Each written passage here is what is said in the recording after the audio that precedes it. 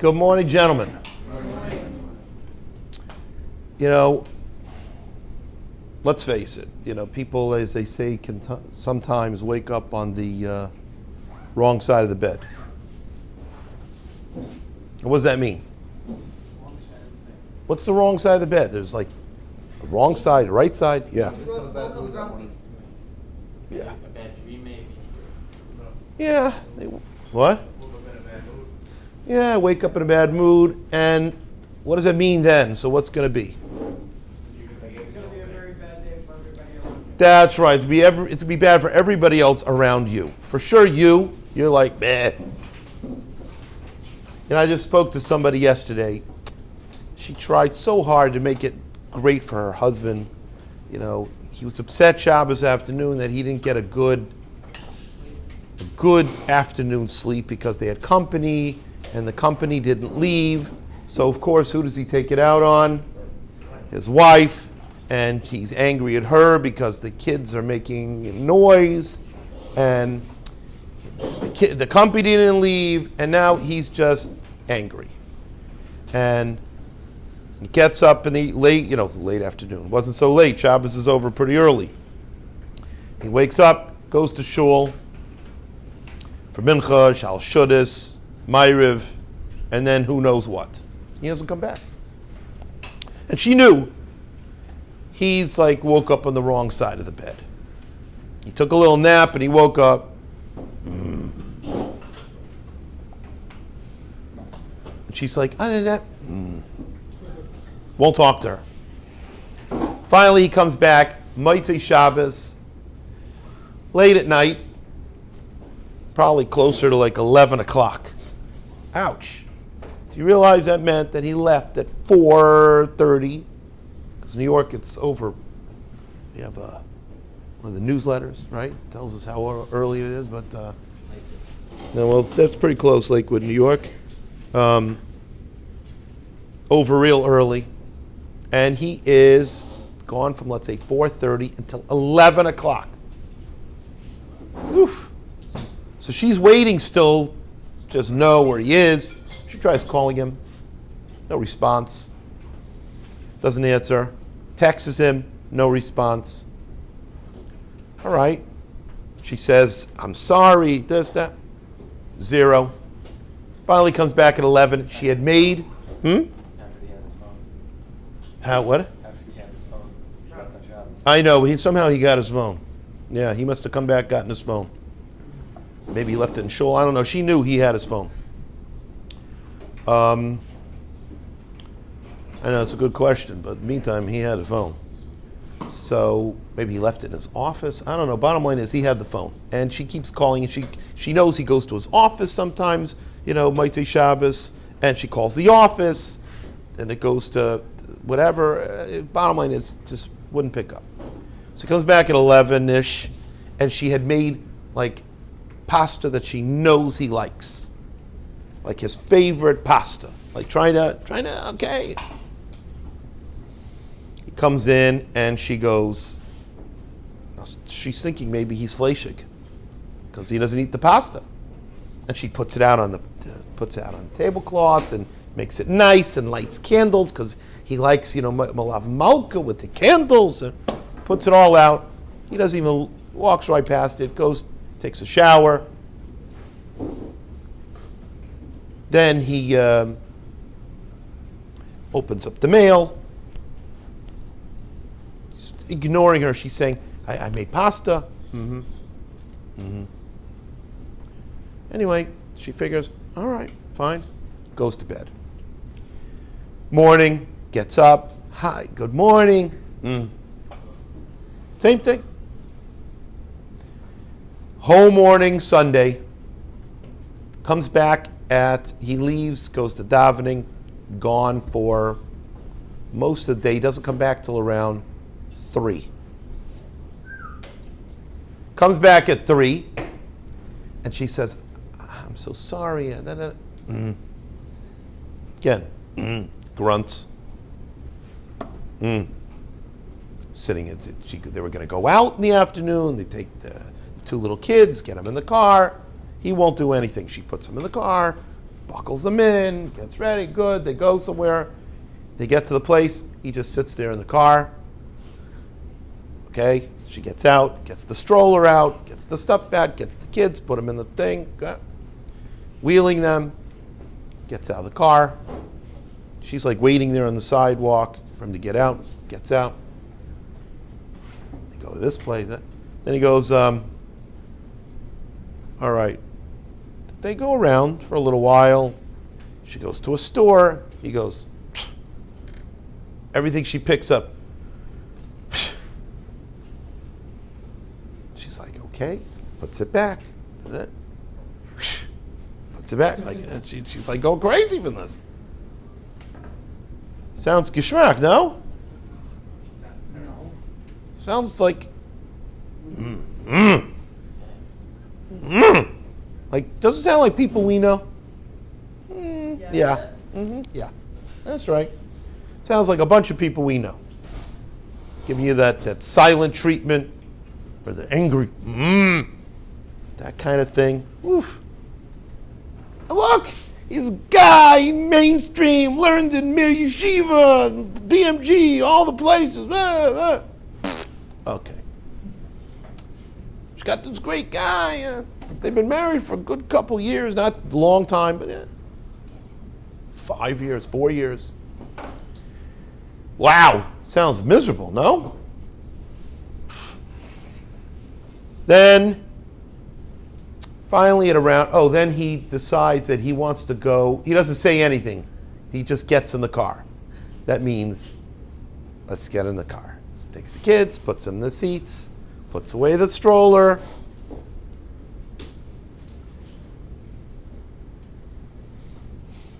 Then they start driving. Goes into this real seedy, scary neighborhood. It gets dark at around 5 o'clock. So it's dark. It's 7 o'clock or so. It's a little early at 6. It's dark. Goes this very scary-ish neighborhood. She's looking around, and she goes, in New York, it can be a little bit extra scary now because cops don't do nothing.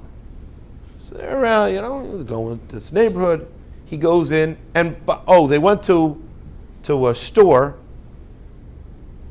Trader Joe's. I don't know, whatever. They would go to Trader Joe's, and they see a line, and she's going to get on the line and stand there and wait. He goes, I'm not waiting for this. That's what they had said earlier. He goes, I'm not waiting for this. She goes, yeah, but we need groceries. He goes, we'll go to another store. So they go to another store, another line. No, we're not waiting for this. So she goes, okay, gets back in the car. Then they go to a little supermarket, some Borough Park supermarket, and he goes, go in and get what you need. So she goes, okay, and he goes, take the kids. So that means you got to get out, put the kids in the stroller, take the stroller, go inside. Goes, I don't need to hear them crying in the backseat. So she takes the kids, they go into the store, gets the groceries with the kids, comes out, puts it in the trunk, puts the kids away. Then they go to this seedy neighborhood. Then he gets out of the car and he just walks, leaves. The car's like off. And there, he took the keys and he goes. And she doesn't know where he's going, what he's doing, and he's gone. He's gone for 40 minutes. Where? What? Well, you can lock the doors even if you don't have the key. So you lock the car. She's sitting there. She said she was scared, like, this is really weird. And he just goes off. Anyway, he had gone out with a bag, and he came back with no bag. So she says, like, you took care of it. He goes, yeah, I took care of what I needed to take care of. Yeah. Uh-huh. Wow. I go home. She makes supper, makes one of his favorite suppers. He likes pepper steak. She makes pepper steak. Pepper steak, that he'll eat. Oh, by the way, all the pasta the night before, She woke up in the morning. The whole thing is gone. Not only that, there was pasta in the pot, all gone. I mean, the pot's sitting there empty.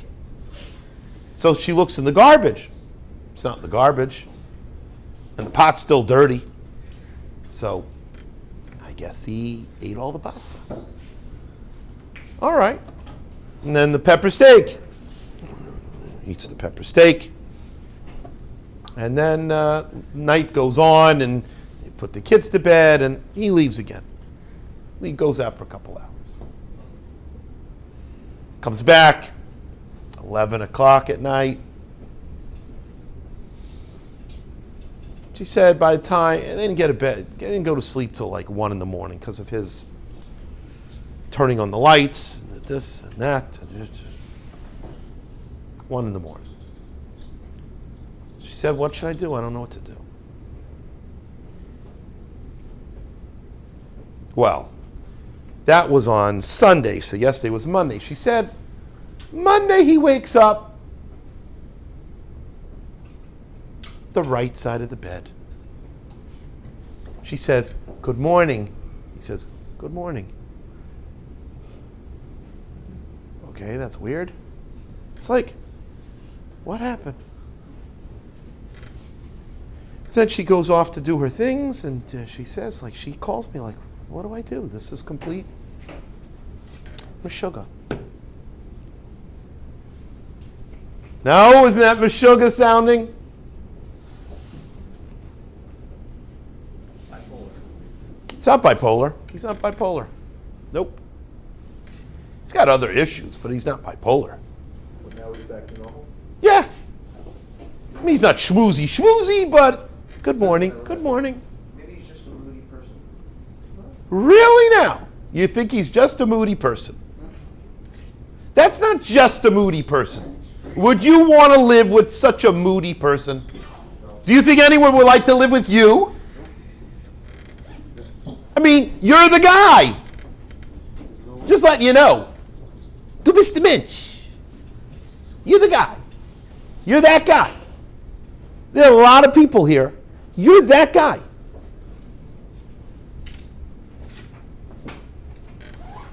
Ouch. Huh? There's a lot of people like this. Lots and lots, especially guys.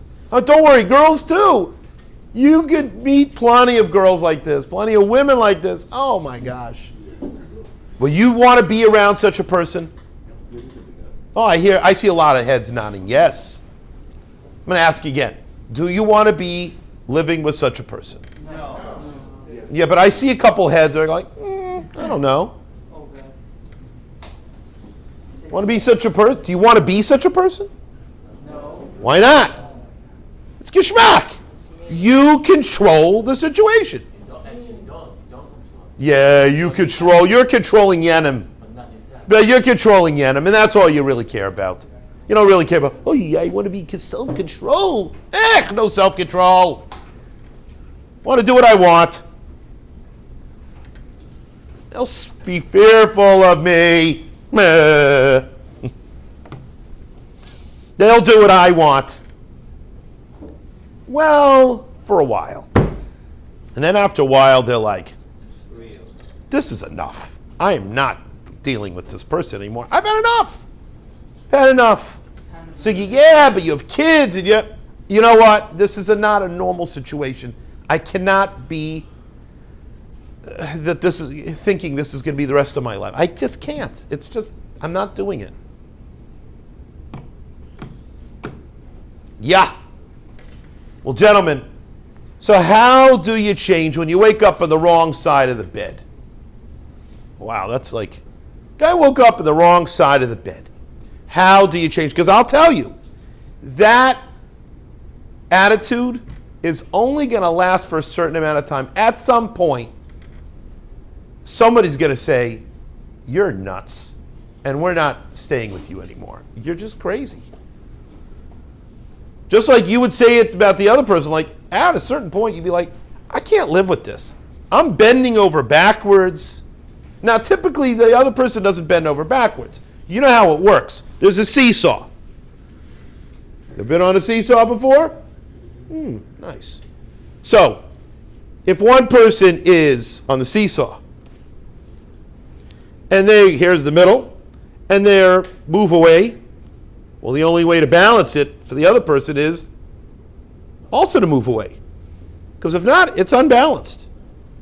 So if you don't want to be pushed up like, up in the air, you got to move further away to balance it out. So usually, then the person moves further away, and then to further away, right back further. They keep moving further away from each other. So how do you end that? Because the more people move further away from each other,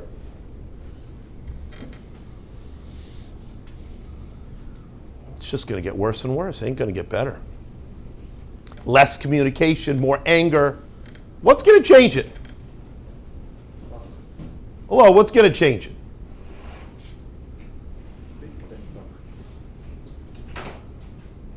What's going to change it? Any idea? To speak, yeah, we'll say, yeah. Find the positive thing. What's this? Find the positive thing that you do have. Think of that. Okay, but remember, you're dealing with this other person who's just like slowly moving away from you or quickly moving away. Yeah, well, I don't know, but either one. How about you're the person? You wake up on the wrong side of the bed. Think positive. Everything. Think positive. Huh? Well, the first thing you got to recognize is what's at stake. Do you want to have a lousy relationship? I'll give you an example. Forget marriage. A job. Friends. You know, you got a friend, and then you act crazy with the friend. Like, friend didn't do anything. You woke up on the wrong side of the bed. You will have, huh? No friend. No friends. You will have no friends. Because after a while, the friends go, oh gosh, what do I need this for? He's crazy. He's impossible. She's impossible. I just can't deal with this. At some point, the friends slowly diminish. I've been to weddings, and there's lots of people, and I don't see really too many people dancing with the kala, the mother of the kala, the father of the kala, whatever it is. I mean, it depends on different weddings. And I realize, I see the picture, and I start saying, this is probably what happened, this and this, and yeah, that's right. Now, sometimes they'll dance with them because, like, you know, they have money, and they're going to get something from, they're thinking they're going to get something for them, but, like, after they're done, it's like, adios, I'm done. I'm out of here. Yeah, wacko. I'm not dealing with them. So that's friends. Marriage, a spouse, I don't want to deal with that spouse. They're nuts. How about kids? You know, your children, you guys. One day, hopefully, we'll know. Your children will tolerate it, that kind of attitude, up until a certain point. Then when they're big enough, they can go somewhere else. They go to someone else's house. They have their own friends, and they just hang out there rather than hang out at home. And as they get older, yeah, they want to come home less. They find other places to be. Maybe they'll get married. They is not coming back. Not if they can help it. Oh, they need some money. They'll come home. Oh, yeah, it's Yom Tov. Yeah, okay, you're buying outfits for the kids. No, you're not? Okay, we're not coming. Are you paying for our flights? Yeah. Paying for the tolls? You paying for something? Paying for the food? I mean, like, if not, we're not coming. Oh, we're not going to Orlando? Oh, you know, the other side said we really have to go visit them instead. That's what happens. Rabbi say, that's what I'm talking about. You have to realize what's at stake. That's the first thing. What's at stake? Your friends, your family, your job.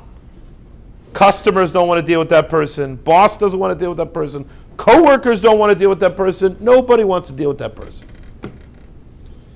So that's the first thing, what's at stake. But the second very big thing, if you change the action, you can change your own emotion. Meaning to say like this. You walk in, you've got this scowl on your face. I woke up on the wrong side of the bed. But if you go like, force myself to smile, and you say, they say to you, hey, good Shabbos. You go, good Shabbos. Now, the other people know, like, something's up. But at least you're forcing a smile, and you said good Shabbos. If you force yourself to change the action, if you're going to like, I'm going to choke that guy, I'm so angry, and you go, or you give them something, you change the action, you will change the emotion. You really want to give them a punch, but instead, you don't give them a punch, you give them a drink. Would you like a drink? Look like this. Would you like a drink? Even though you're not really feeling it. You really are so, I woke up on the wrong side of the bed. And you go, would you like a seltzer? Would you like a soda? And the other one's going, okay, thank you. And then they take the soda, then you go, you already start feeling different. It's just a fact. You change the action, you change the emotion. Now, most people don't know how to do this. They just stay angry. And they just walk around like that. You need to, first thing, like I said, recognize what's at stake. And second of all, say to yourself, I don't want to lose all this. I don't want this to fall apart. I need to change the action. So, come up with ways to change the action. Instead of, when you're going to feel angry, you're feeling upset, change the action, you change the emotion. All right, think positive. Let's have a great day.